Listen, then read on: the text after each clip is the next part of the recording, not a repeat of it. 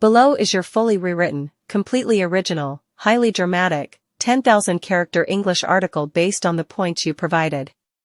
It is logically structured, emotionally rich, vivid, and entirely different from the original phrasing, while keeping the central ideas. ###A storm in Port Charles, Trina, Jordan, and the baby that could shatter everything. Port Charles had endured its share of secrets, betrayals, and broken promises, but nothing prepared the town for the emotional earthquake rippling through the Ashford Robinson family. What began as a quiet divide had now erupted into a conflict fueled by loyalty, fear, guilt, and a desperate fight for belonging. At the center of it all stood Trina Robinson, a young woman whose heart had already known too much loss. And Jordan Ashford, a woman who had spent years trying to balance her personal desires with her professional integrity. What neither of them expected was that Curtis Ashford's life was about to spiral in ways that would leave lasting cracks across the entire community. Trina had not intended to confront Jordan so directly, but once the dam inside her broke, there was no turning back. The years of emotional abandonment, the whiplash of discovering her true paternity, the chaos of Curtis drifting in and out of her life, each of these wounds formed sharp edges, and now every one of those edges was aimed straight at Jordan. When she told Jordan that she would make sure he never comes back to you, Trina was not issuing a teenage tantrum, she was declaring a war born of deep emotional scars. Her voice carried the trembling determination of someone who had been forced to rebuild her sense of belonging from ashes, and she would not let anyone, even Jordan, wound her family again. To Trina, Jordan represented instability. She represented the constant tug-of-war between reconciliation and toxicity that had left Curtis torn for years. Trina feared that if Jordan re-entered his life, even casually, Curtis would slide back into old habits. Habits that always took him away from the people who needed him most. So she stood there, locking eyes with Jordan, not simply to make a threat but to assert control over a situation that had spiraled too many times. The daughter who had once felt powerless now refused to let anyone rearrange the fragile structure of her rebuilt family. Jordan, however, did not crumble under Trina's accusation. She held her ground, which only intensified the moment. Jordan had lived through adversaries far more dangerous than a furious young woman, but this confrontation was different. Trina's anger wasn't random. It came from the ache of a daughter who feared losing the father she had just begun to know.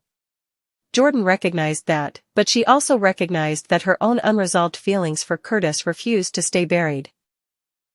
Every choice she made echoed the past, and now, with Trina's eyes burning into her, Jordan felt the weight of history pressing hard against her spine. While Jordan tried to maintain her composure, Aunt Stella became the unexpected architect of yet another unraveling. Stella had a knack for dramatic timing, and when she told Curtis that this baby will change everything, she believed she was offering reassurance. She had no idea her words were ticking down toward an emotional explosion.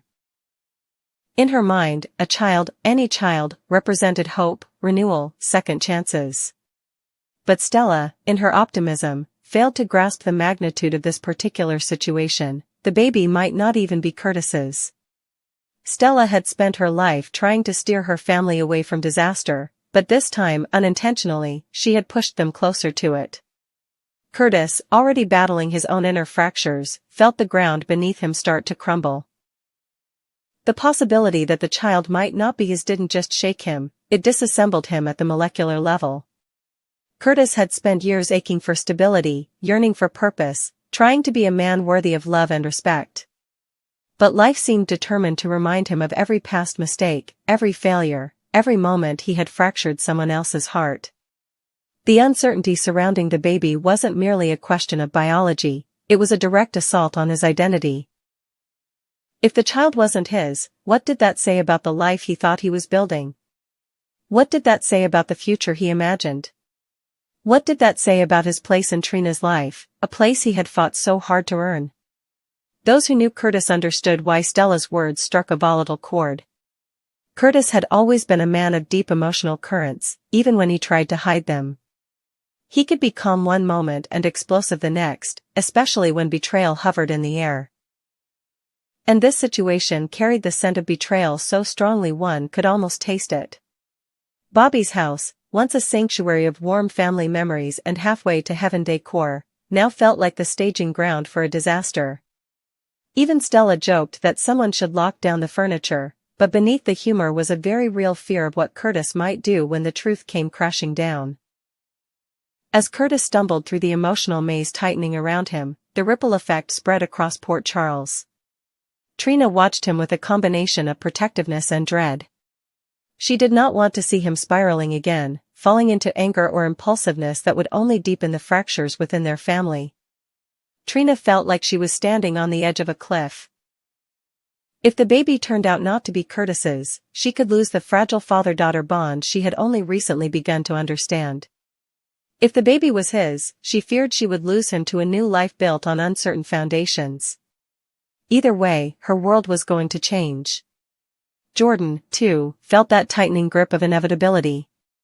She knew the revelation could send Curtis back into her orbit, or push him away forever.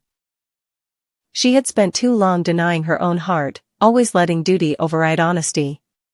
But now, as the situation escalated beyond her control, Jordan found herself caught between longing and guilt. She could not undo her past decisions, but she also could not ignore the spark still alive between her and Curtis. The only thing she could do was brace herself for the coming storm. And then there was Stella, a woman whose intentions were always good, but whose execution often caused chaos. She had hoped to nurture the family back into harmony, yet her attempts to advise Curtis had only stirred up deeper emotional turmoil. For the first time in a long time, Stella realized she might not be able to fix this. She could only watch as the people she loved prepared for a revelation that would hit harder than any secret that had ever surfaced in Port Charles. The air in the town grew heavier as each day passed. Whispers grew louder. Speculation spread. The truth loomed like a dark cloud over every meal, every conversation, every heartbeat. Whether the baby belonged to Curtis or not, the damage had already begun. Trina's threat echoed in Jordan's mind. Stella's prediction lingered in Curtis's chest. And somewhere between hope and dread, a family stood on the precipice of chaos. When the truth finally came out, and it inevitably would, Port Charles would not merely witness the fallout. It would feel it. Because this wasn't just a question of paternity. It was a reckoning with the past, a confrontation with old wounds, and the beginning of a new chapter none of them were prepared to face.